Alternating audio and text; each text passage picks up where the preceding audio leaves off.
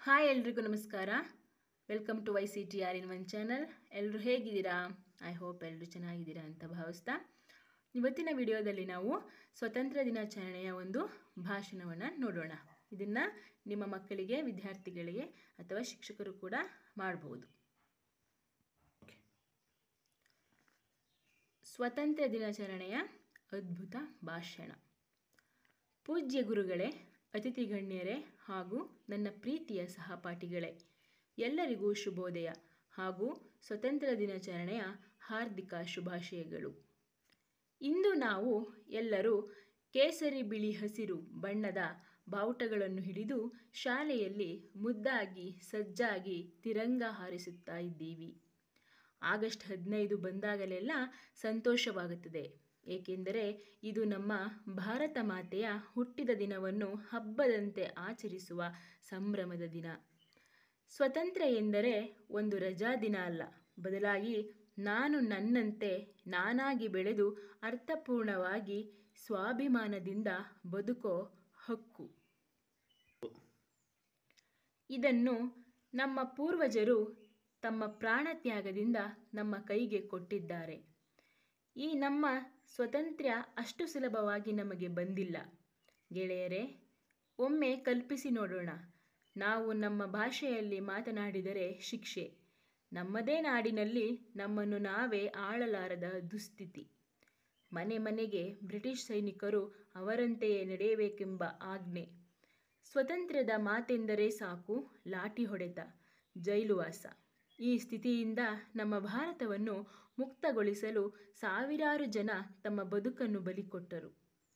ಗಾಂಧೀಜಿಯ ಸತ್ಯ ಮತ್ತು ಅಹಿಂಸೆಯ ಆಯುಧ, ಸುಭಾಷ್ ಬೋಸರ ನೀವು ರಕ್ತ ಕೊಡಿ ನಾನು ನಿಮಗೆ ಸ್ವಾತಂತ್ರ್ಯ ಕೊಡುತ್ತೇನೆ ಎಂಬ ದೃಢ ಹೇಳಿಕೆ, ಭಗತ್ ಸಿಂಗರ ಇಂಕಲಾಬ್ ಜಿಂದಾಬಾದ್ ಎಂಬ ಧೈರ್ಯ ಹಾಗೂ ಭಾರತ ಸ್ವಾತಂತ್ರ್ಯ ಸಂಗ್ರಾಮದಲ್ಲಿ ಪ್ರಮುಖ ಪಾತ್ರ ವಹಿಸಿದ ಇತರ ಗಮನಾರ್ಹ ಸ್ವಾತಂತ್ರ್ಯ ಹೋರಾಟಗಾರರಲ್ಲಿ ಲಾಲಾ ಲಜಪತ್ ರಾಯ್, ಬಿಪಿನ್ ಚಂದ್ರ ಪಾಲ್, ಅನಿ ಬೆಸೆಂಟ್, ಮದನ್ ಮೋಹನ್ ಮಾಳವೀಯ, ರಾಮ್ ಪ್ರಸಾದ್ ಬಿಸ್ಮಿಲ್, ಸುಖದೇವ್ ಥಾಪರ್, ರಾಜಗುರು, ಕಿತ್ತೂರು ಚೆನ್ನಮ್ಮ, ಮಂಗಲ್ ಪಾಂಡೆ, ಚಂದ್ರಶೇಖರ್ ಆಜಾದ್ ಮತ್ತು ವಿನಾಯಕ ದಾಮೋದರ್ ಸಾವರ್ಕರ್ ಸೇರಿದ್ದಾರೆ.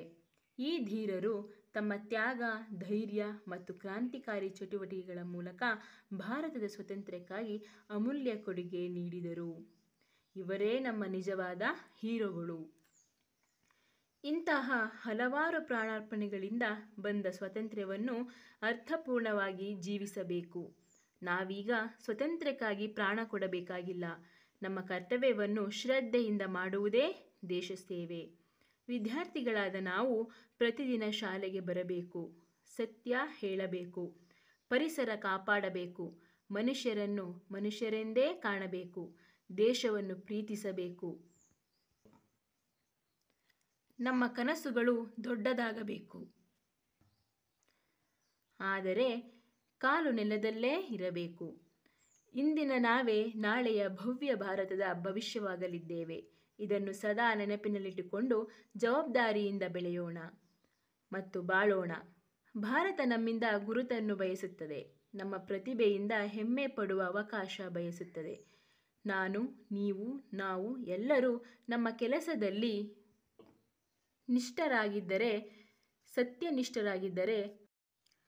ಸತ್ಯನಿಷ್ಠರಾಗಿದ್ದರೆ ಭಾರತ ವಿಶ್ವದ ಶ್ರೇಷ್ಠ ರಾಷ್ಟ್ರವಾಗುವುದು ಖಚಿತ. ಇವತ್ತಿನ ದಿನ ನಾವು ಬರೀ ಬಾವುಟ ಹಾರಿಸಿದರೆ ಸಾಕಾಗುವುದಿಲ್ಲ.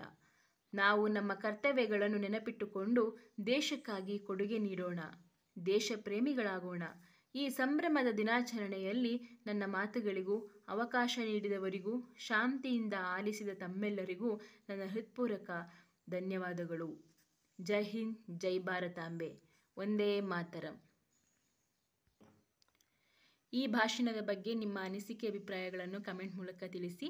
ಹಾಗೂ ಈ ವಿಡಿಯೋ ಯಾರಿಗೆಲ್ಲ ಯೂಸ್ಫುಲ್ ಅನಿಸುತ್ತೋ ಎಲ್ಲ ವಿದ್ಯಾರ್ಥಿಗಳಿಗೂ ಶೇರ್ ಮಾಡಿ ಅಂತ ಹೇಳ್ತಾ, ಮುಂದಿನ ವಿಡಿಯೋಗಳಿಗಾಗಿ ನನ್ನ ಚಾನೆಲ್ನ ಸಬ್ಸ್ಕ್ರೈಬ್ ಮಾಡ್ಕೊಳ್ಳಿ ಹಾಗೂ ಪ್ರೋತ್ಸಾಹಿಸಿ. ಅಲ್ಲಿವರೆಗೂ ನನ್ನ ಯೂಟ್ಯೂಬ್ ಚಾನೆಲ್ನ ನೋಡಿ ಅಂತ ಹೇಳ್ತಾ ಇವತ್ತಿನ ವಿಡಿಯೋನ ಮುಗಿಸ್ತಾ ಇದ್ದೀನಿ. Keep watching my channel. Thank you.